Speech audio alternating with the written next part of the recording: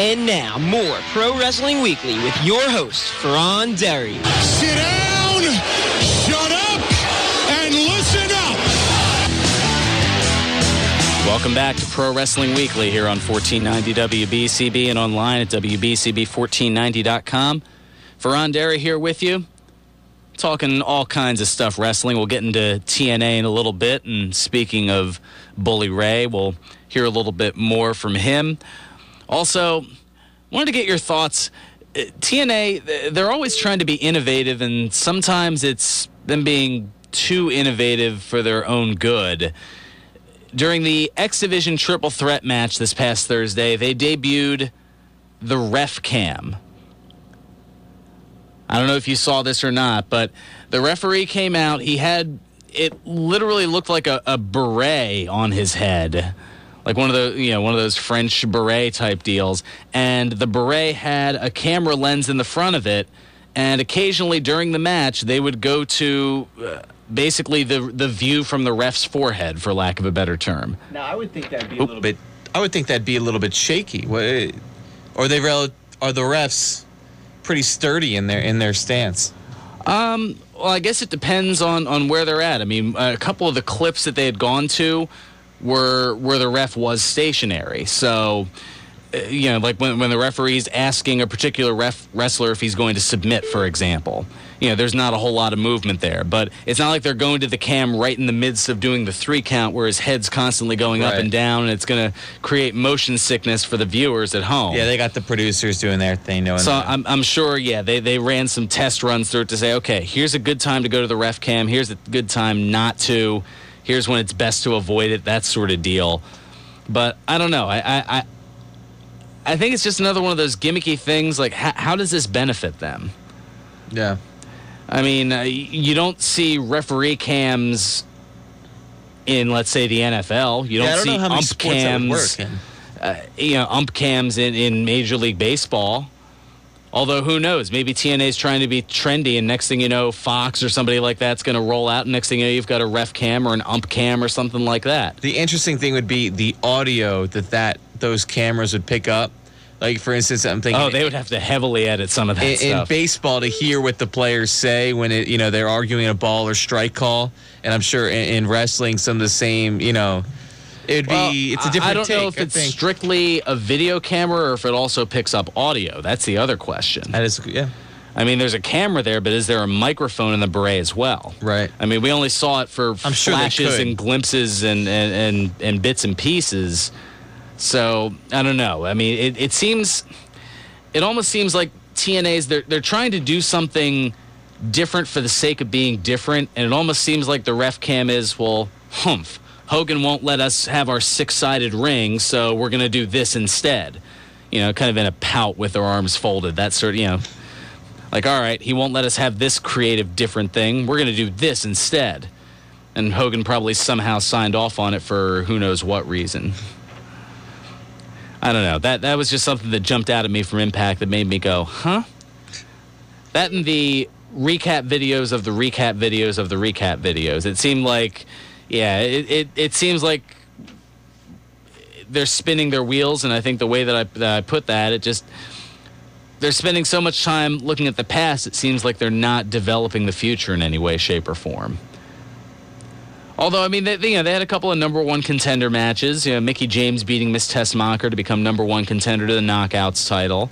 There was at least a debate/battle over like the 3 teams in the tag team division: Bad Influence, Bobby Roode and Austin Aries, and then the champions Chavo and Hernandez. And they're probably going to feud again.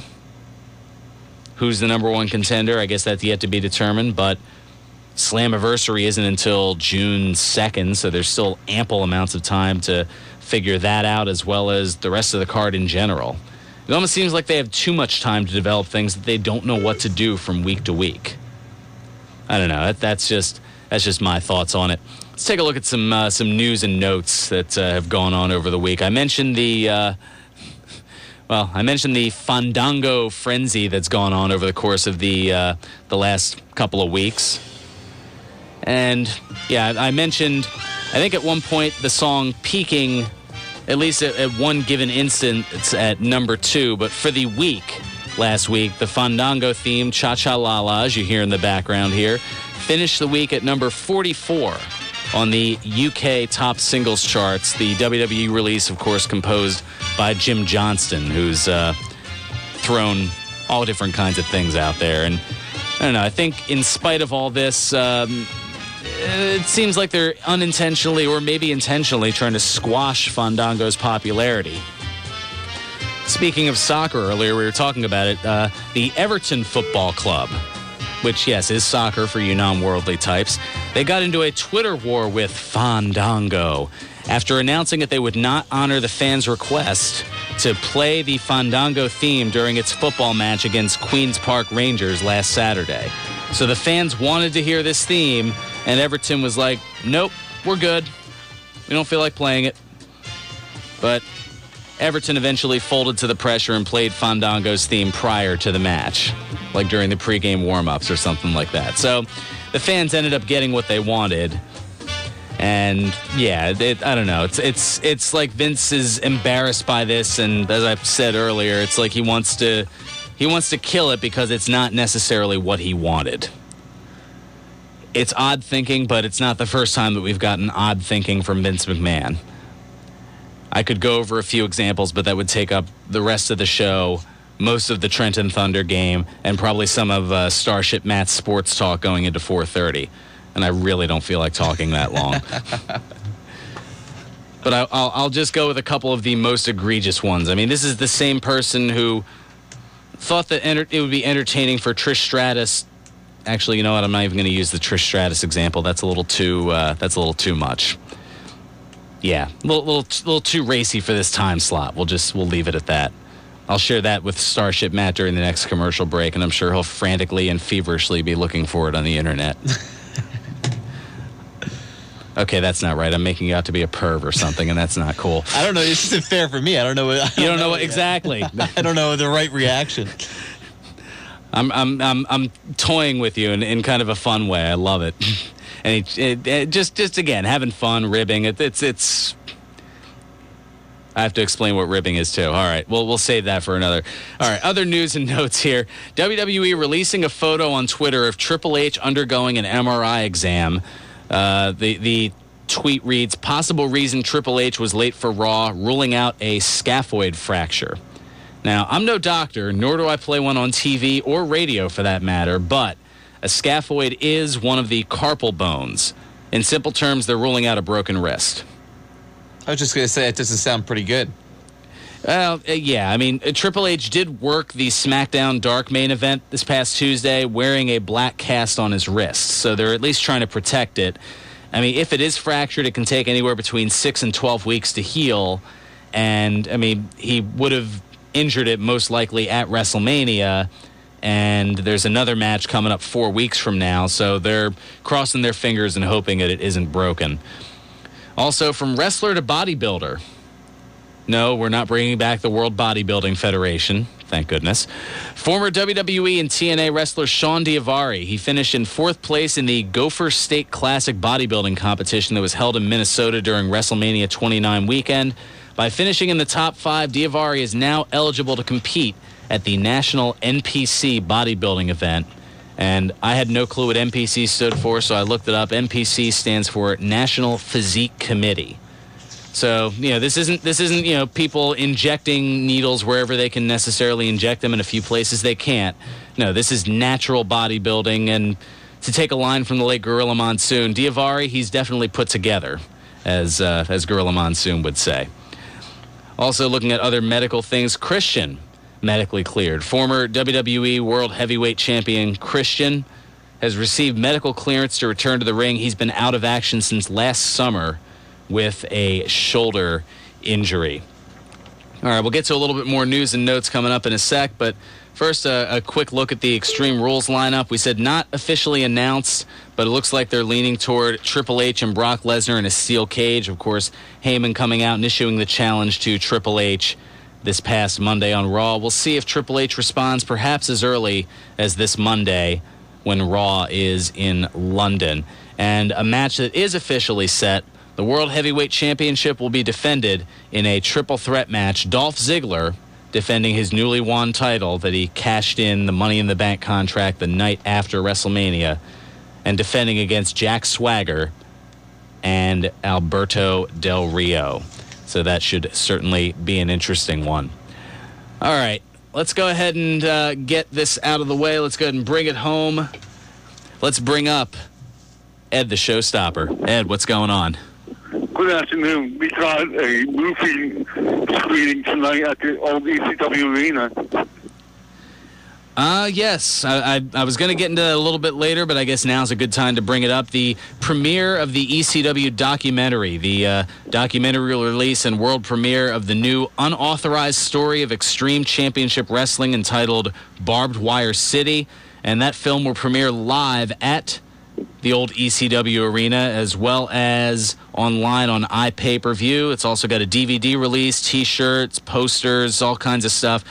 7 p.m. tonight. That's going to be up at 7 o'clock tonight. That's when the screening will start. The doors open at 5 at the Asylum Arena, formerly known as the ECW Arena, at 7 West Rittner Street, also known as the corner of Swanson and Rittner, where all those numerous matches from ECW occurred back in the 90s. And Vader is going to be in the area next weekend at the Elks Lodge in Brick, New Jersey, and Newcastle, Delaware at the Shrine Temple. Okay, a little bit of a drive, but not too bad to see Vader, former WCW champion, and rather noted big man from the early and mid 90s. Even creeping a little bit into the late 90s in his WWF run. A little bit more information about the ECW documentary. You can still get tickets. I believe you can either show up at the door, or you can also see if you can get them at barbedwirecity.com. Although, considering that the event starts in a little over 6 hours, I'd say just head on down to the ECW Arena and get your tickets in person for the screening. Should be an interesting story, to say the least. I'm looking forward to catching it. I won't be able to make it down there, but I'll make sure to get my DVD to check it out. And have a good weekend.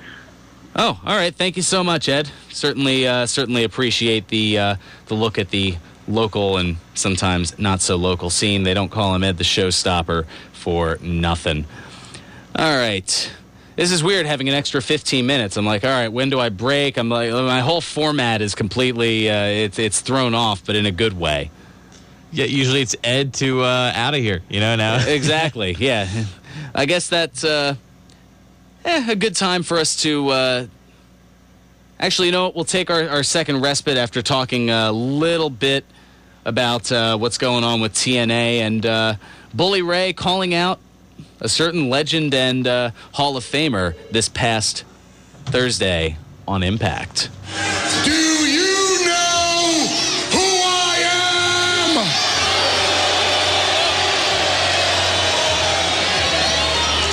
Do you know who we are?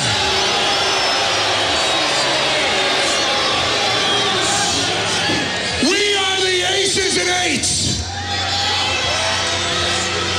We are the men responsible for destroying all of your heroes. I am the man responsible for defeating and taking out Jeff Hardy.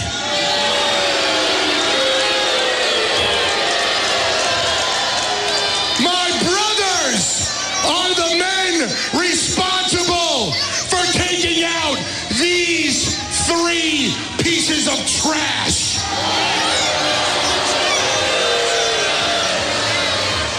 You have no heroes left.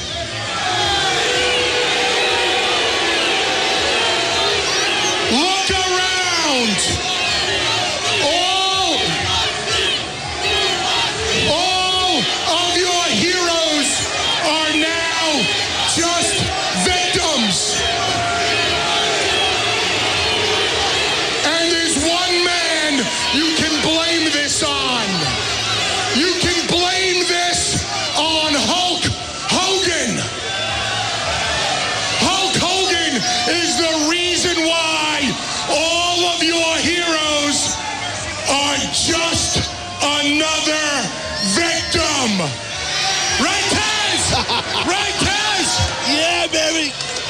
That was my line back in the day. Hogan! It's funny. Dad! Next week, right here, live on Impact, I am calling you out to the middle of this ring. I want to look you dead in your eye. I want to stare deep into your soul and tell you to your face that you are the reason why all of their heroes are nothing but victims. Victims of the Aces and Eights. And when you ride with the Aces and Eights, you never walk alone. Yes, but what is Aces and Eights going to do when Hulkamania, almost 60 years of it, apparently runs wild on, well, no, it hasn't really done a whole lot of running. Maybe a little bit of limping, a little bit of hobbling wild at this point after the knee replacements and the hip replacement and all the back surgeries. But still and yet, Bully Ray calling out Hogan for more than likely this coming Thursday on Impact. I don't know, is it me or every time Bully Ray does that, do you know who I am? I feel like I'm waiting for him to go back to like 95, 96 and have him say, my name is Buh. I know, another old ECW reference. Maybe they'll have that in the unauthorized documentary coming up, or the release being tonight. And thanks to John from the Northeast, he put up, well, he's been contributing all kinds of stuff to the Facebook fan page, but he has the Philly.com story about the release of Barbed Wire City. You can check that out. And some of his other contributions, 14 years long, 14 years strong, hashtag Pro Wrestling Weekly. I don't know if I want to necessarily associate myself with the Cena tag. That might make me frowned upon in certain circuits. Also, in reference to the ref cam, he said perhaps that would have helped when Lex Luger and Bret Hart were in the Royal Rumble, hashtag conspiracy. I think the real conspiracy with that is why in 2005, when the same finish accidentally happened, were there not co-winners of the 2005 Royal Rumble? You know, why was there a lack of consistency there? And perhaps if they had done that, then maybe Vince McMahon wouldn't have blown out both of his quadriceps, angrily stomping and storming to the ring to announce the restart of the match. I don't know. These are the things that I think about. These are the things that keep me up at night. I was just going to say, and you wonder why you get no sleep. Yeah, exactly. This is what it is, at least in part. Ron chiming in, they must not trust the TNA refs to do this. What's next? And then an interesting question. I think this is another one where you've been hanging around with rodents too long. He says, is it true Shawn Michaels is going to replace John Cena on the tour this week? Even if Michaels is going to make appearances, I mean, he has vehemently stated he is retired from in-ring active duty. He's not going to be wrestling in any matches. I don't know why people throw these things out there with the European tour and whatnot. And John chiming in with a bunch of different things. He says, London Raw equals better chanting crowd. I hope so. I think a lot of us hope so on that. Just kind of a thought there. All right, we'll go ahead and take care of our second bit of business. Stick around. We're not going to break for news. We're gonna keep on going here. Yeah, I'm bending and breaking the rules here. Why not? It's my show. And I've got it for a bonus 15 minutes as we take you to 1:15 and Trenton Thunder Baseball here on 1490 WBCB. When we come back, we've, of course, got more news and notes today in wrestling history. And we'll get Steve, who's been hanging on. Steve calling in from Bristol as well. This is Pro Wrestling Weekly here on 1490 WBCB and online at WBCB1490.com.